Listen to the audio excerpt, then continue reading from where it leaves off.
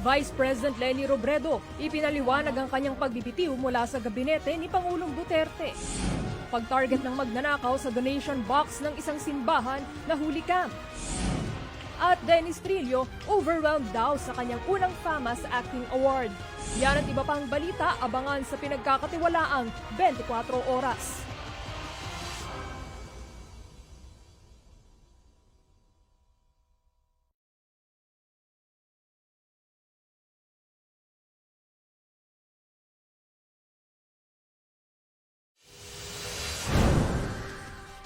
Dating police asset na naaktuhang nagbebenta ng shabu, kalaboso sa buy-bust operation sa Taguig. Sunog sa isang palengke sa Bulacan, aabot sa 75 milyong piso ang halaga ng pinsala. At ang muling pagtatambali na Dennis Trillo at Kim Domingo para sa mapanghas na episode ng Karelasyon. Yan at iba pang balita abangan sa pinagkakatiwalang 24 oras. Bagong silang na sanggol sa Benguet, tinangay na nagpanggap na doktor. Biyernes na sinabayan ng kabi-kabilang Christmas party at shopping, kaya humanda na sa traffic. At ang pasilip sa pinakahihintay na bagong programa ng Kapuso Network. Yan at iba pang balita, abangan sa pinagkakatiwalaang 24 oras.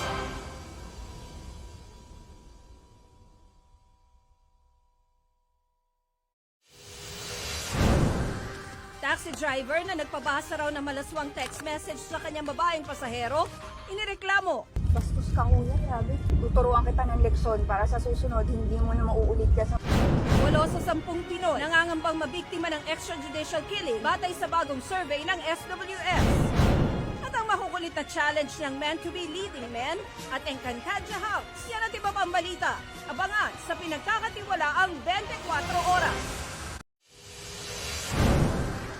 Mahigit 100 kilo ng mishandled frozen meat nasabat sa Commonwealth Market sa Quezon City. Volunteer tanod sa Mandaluyong, patay sa pamamaril sa gitna ng isang lamay, kanyang anak nadaplisan ng bala. At mahigit 1 linggo bago ang pagsilubong sa bagong taon, PNP ipinakita ang pinsalang maaaring idulot ng mga illegal na paputok. Yan at iba pang balita, abangan sa pinagkakatiwalaang 24 oras.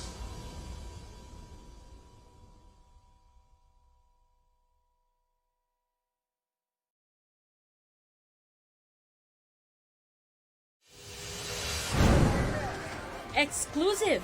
Mahigit 100 kilo ng mishandled frozen meat kinumpiska sa Commonwealth Market sa Quezon City. Mga pinagbabawal na paputok, ipinakita ng PNP kung gaano kadelikado. At ang maagang Christmas vacation ng ilang Kapuso stars, silipin. Yan at iba pang balita, abangan sa pinagkakatiwalaang 24 oras.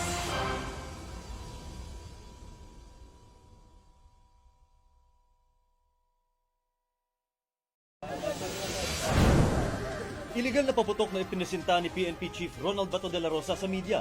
Biglang umusok. Maimbestiga kayo na